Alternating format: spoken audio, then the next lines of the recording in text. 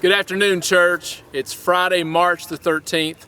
I wanted to take a moment to address our church response to COVID-19. With so many postponements and closing around us, I thought it is important to share our current strategy. We will gather to worship this Sunday, March 15th.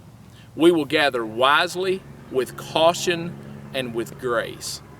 Wise because I believe this current predicament demands our attention and careful response. As your pastor, I will constantly monitor the current local situation. I think that's very important. Seek wise counsel and make week-to-week decisions. Cautiously, because we need to modify some of our behaviors. Personally, I live in a high-risk home. That means I've changed some of my behavior. I'm not taking a trip or two that would have required me getting on an airplane. I don't need to do that, considering my wife's physical vulnerability. Likewise at church, we need to practice caution. We can avoid unnecessary contact that would otherwise be normal, such as shaking hands or hugging one another. I would also ask that if you're at a higher risk for contracting this virus and are uncomfortable in a large gathering, just stay home and don't feel guilty about that. It'll be okay. If you feel bad, by all means, stay home and take care of yourself. We also need to practice grace, because no matter what we do, we will face criticism.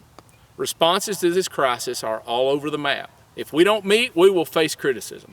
As we meet, we will face criticism. Let's be gracious to one another and to those who are going to criticize. As our culture is practicing social distancing, let's focus on spiritual intimacy. Intimacy with God and with the church family.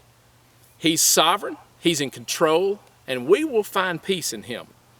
And we can remain relevant and minister to each other as we reach out to one another in the body. This virus can't be transmitted through your phone.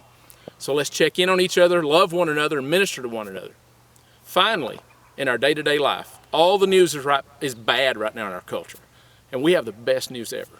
As we go out into the community and our world, let's be ready to share the good news of Jesus, demonstrating the joy and blessing that comes from our relationship with Jesus. That's contagious, and that needs to spread. See you Sunday.